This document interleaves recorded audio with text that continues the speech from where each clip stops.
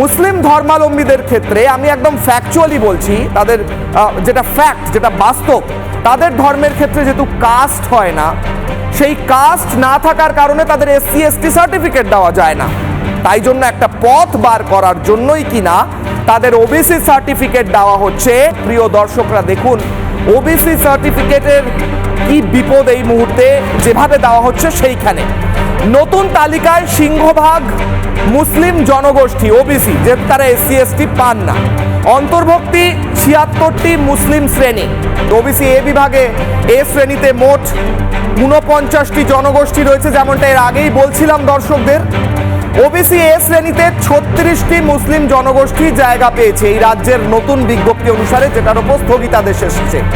OBC B শ্রেণীতে মোট ৯১টি জনগোষ্ঠী রয়েছে, সব ধর্ম মিলিয়ে। সেই ৯১টির মধ্যে ৪৪টি মুসলিম জনগোষ্ঠী রয়েছে। অনেকে বলছেন এই ওবিসি বিতে এই মুসলিম জনগোষ্ঠীরা থাকারই কথা নয়, কারণ ওবিসি এতে সিংহভাগ তাদের জায়গা দেওয়া হয়েছে। বিজেপির বক্তব্য, ১৪০টি জনগোষ্ঠীর মধ্যে ৮০টি মুসলিম রয়েছে, যেটা আমি বললাম।